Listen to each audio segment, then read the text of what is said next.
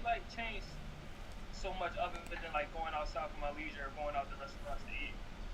But I'm staying in shape. How disappointed were you for when everything you got the news that the fight would be? I mean, because in this city, Michelle, she did a real nice job promoting the fight. It was taking on a life of its own. The promotion being, you against Ortiz. Right. I was devastated because like I'm like Happy Tuesday 10 evening. was like I'm 10 days Mr. out Buck. before the fight. I'm like just getting out of sparring session. I still had to work out during the morning. She sent the text that the fight wasn't going to be because of the whole like coronavirus thing going on. But I was devastated. I was ready. I was on weight. I was mentally, physically, and shit. Like it kind of was devastated. Like the next day, I went back home to Philly, and I just like, now what to do? You just did switch training camps with going out to Omaha, Nebraska with Brian McIntyre, the Terrence Crawford group out there. How did that come about? And tell us about the changes in that and where you were at in training with that group. It happened. Obviously, my grandpa passed away. Rest in peace. That's my. Even though he passed away at 90 years old, that's still was like the overseer. So like my dad was still in the corner, but we kind of was taking all our instructions from my grandpa. So when he passed away, we kind of was like running with our heads cut off, like he was in limbo. So like, I had got a new manager, which was Tim Van, who I was dating for Borders, and Tim was like, "You want to try out new things with some coaches to get better? You at the level you don't want to stay stagnant. Just, I mean, try somebody new out just to like trying to keep your level a little bit." So I went out there, sparring with Jamel and the guys. It's kind of like a tryout basis. Showed my butt off out there, and then took a liking to me. Came back out there again. I just proved myself, so they took a chance on me.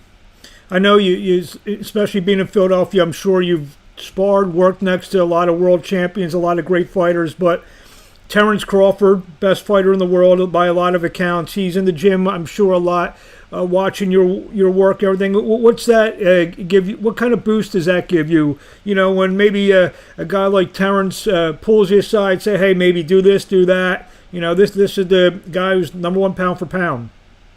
I mean, it gave you a boost of confidence for sure, but they can't fight for you. So I mean, it kind of like motivates you a little bit. But at the end of the day, you your own man. You in the ring by yourself. So he just kind of like motivates us. Like I know, like sparring in front of Terrence Crawford is like, it's like kind of like nervous. You get a little nervous stuff because he critiquing everything. He in there watching.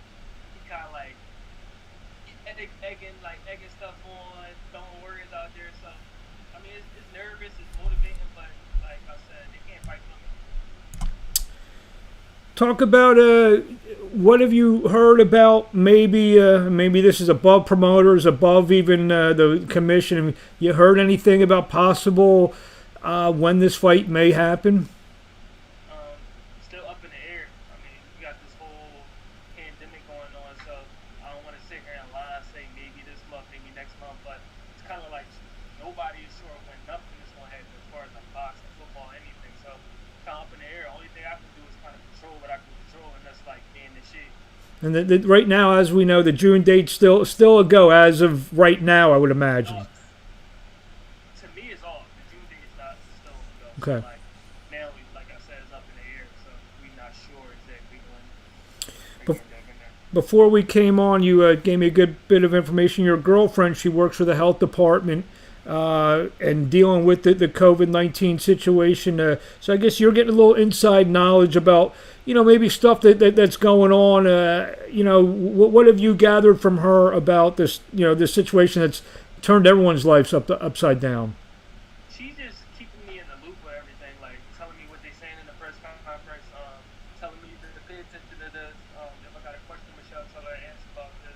He keep me in the loop with everything, and I mean, to her knowledge, like it's not Philadelphia is not on the other side. Like we still like in a bad position. So I mean, I'm trying to be optimistic.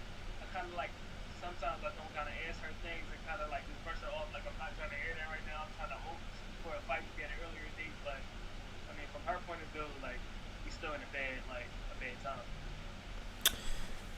You were a major amateur coming out of the amateur ranks.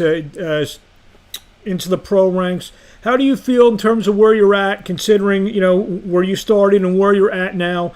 Your next fight most likely will be this Ortiz fight. You'll be knocking on the door of probably even a bigger opportunity. Is that where you believe you are right now? Um, yeah, I think that's where I'm at.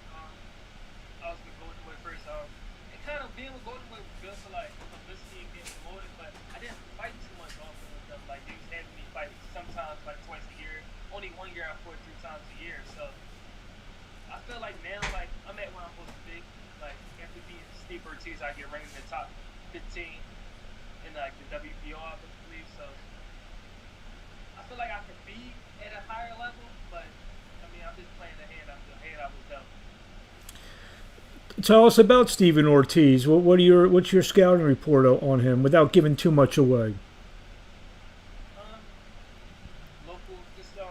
He got hard from his last fight. He got handed it around 3 times. Good local talent, but I mean, I'm not local. I'm not a local talent. Not saying nothing bad about Philadelphia, this, that, there. I'm from Philly. I love fighting here, but I'm not a local talent. I want to be known on a national level. Like this fight is not for neighborhood bragging rights for me. This fight is to get me into like a bigger atmosphere, into the top of the scene where I'm not just known in Philadelphia, where I'm known all over. So Yeah, I mean, yeah, and actually, that's always been an excuse, I guess, of some of the Philadelphia fighters not wanting to fight other Philadelphia fighters because they may have believed that they didn't have to. But you actually said it in a very professional manner. He's just basically another guy who just happens to be from Philadelphia. Is that the way you're kind of looking at it? yeah, like I mean, if it was like I mean, if it wasn't like for like, there's a lot on the line here. So like we fighting for like the USBC title, top 15. So like outside of that, like why just pick this fight like off the bat? Like no, you're never local talent won't get me nowhere. But obviously this fight is kind of like taking me into bigger places. So like it's a no brainer. I'm looking at him like it's another fighter. Um, Treating it like any other fighter, not taking him lightly. Like just run. Do you feel that your experience that you've pretty much fought all over the place is going to be a big determining factor in the fight? Yeah, I feel like I got better experience. I feel like technically I'm a better fighter all around. I feel like, I mean, we well, I'm 1 year older. I feel like just on the experience level, I feel like I'm probably like in a box where I'm probably like 5 years older. Um, yeah, I feel like I'm all around a better fighter. I feel like experience is gonna play a big role in the fight, and I always been consistent, like through everything, like through the ups and downs in boxing. I always been consistent, like since a child. I've never been inconsistent. You mentioned about where you want to be. I mean, with a win, where does this put you? I mean, does it knock you have you knocking on the door of maybe one of those bigger regional fights? Is that what you're looking for? No, after this, like I said, I'm top 15, so I'm looking at if I'm 15, I'm looking at anybody from 14 and up. And then how many fights you feel after getting in the top 15 you think it's going to take to get you into that top five? Maybe eliminator kind of thing. Not really sure. I mean, no promoter, no manager, but I'm just whatever it takes. I'm going to play the hand I was dealt, and just I mean take full advantage of the opportunity. And this fight was supposed to be, I believe it will be on the Impact Network. It's up and coming boxing network. And a lot of people have access to it. I mean, how important is it for you to really put on a show that night and have people talking about you the next morning? Um, that's important, but I mean, my main job in there is to win.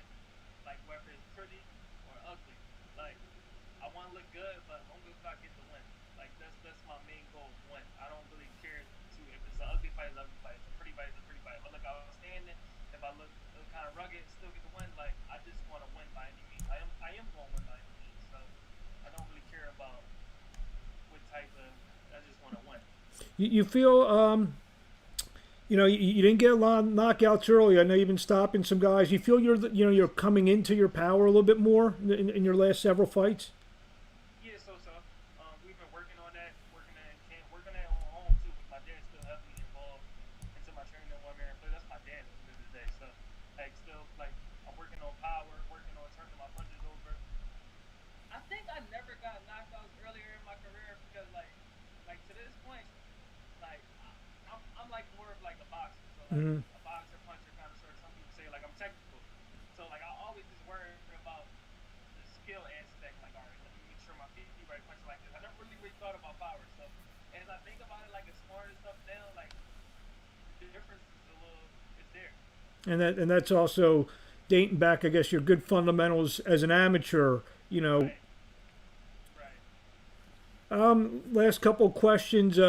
What do you want to say to the fans out there who know you, and then maybe some that don't know you? What do you want to tell them about you, your style, and you know when they see you fight Stephen Ortiz, what are they going to see from Damon Allen? You're gonna see a good boxing performance. You're gonna see art. I'm not just here to throw goofy and be rugged shots. I'm here to kind of show like the art work of boxing. Boxing is not just like what's the word I'm looking for? It's not just a blood, sweat sport. It's the art. I'm here to show the art. So I mean, I'm looking forward to fighting in front of y'all. Watch out for me. If Stephen Ortiz is watching this, what do you want? What would you tell him? Um, nothing. Just be ready. Hopefully, I mean, be ready when the fight is coming up. I'm really, I mean, outside of like fighting them, I don't really have too many thoughts on Stephen Ortiz. Where can they find you on social media if they want to contact you or follow you or you know see what's going on with your career and everything, Damon? You can follow me on Instagram at Damon underscore Allen Jr. You can follow me on Twitter, same thing, Damon underscore Allen Jr. On Facebook, if I accept you, at Damon Allen Jr. Same thing. There it is, Damon.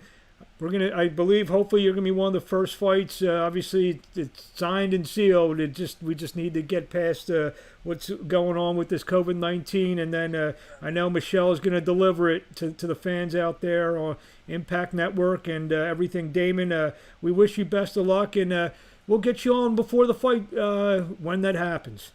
Definitely, man. Appreciate you. Thank you for taking Thank the you. time.